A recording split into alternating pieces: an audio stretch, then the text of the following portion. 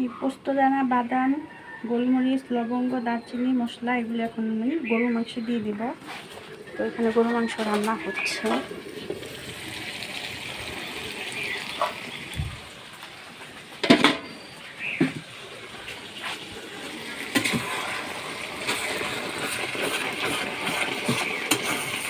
আগে দিতাম মশলা, কিন্তু বাটা ছিল না, তার জন্য এখন বাড়ছি এবং দিয়ে দিব এখন।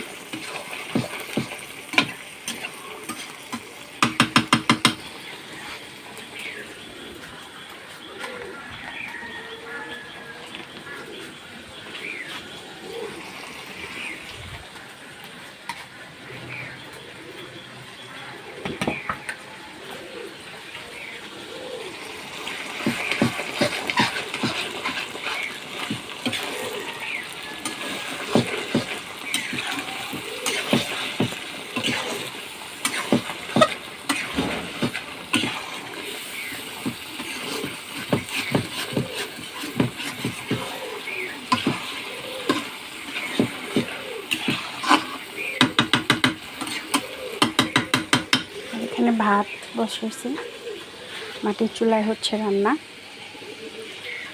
এখানে পরিবেশটা দেখাই। একটু কাঠ শুকাতে দিয়েছিলাম, কবুতর আছে। আমাদের রান্নাঘর, মাটির চুলা। বহুত কষ্ট রান্না করা মাটির চুলা। এখানে কবুতরের মাংস রান্না করব।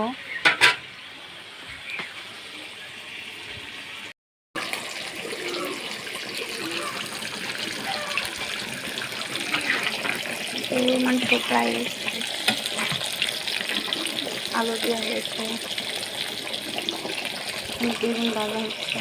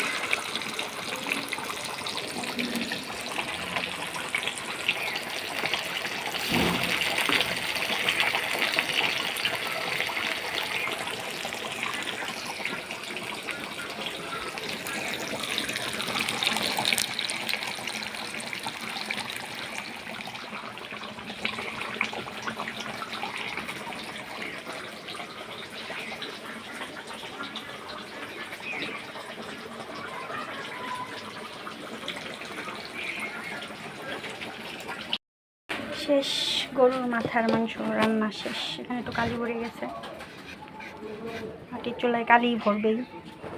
এটা হচ্ছে গরুর মাংসের মাথা, গরুর মাথার মাংস। তো আলু দিছি ফ্রিজার জন্য। আর এখন বসাইব কবুতরের মাংস রান্না করবো, এটার জন্য বসাইছি চুলাতে। একে হাত রান্নাও শেষ, পাতিল থেকে ভাত নামিয়ে নিয়েছি। আর কবুতর আসতেছিল বারবার, তার জন্য ওদের একটু ভাত দিছি আমি। দেখেন কবুতরে ভাত খায়, গেলে উড়ে যাবে, কাছে গেলেই উড়ে যাবে।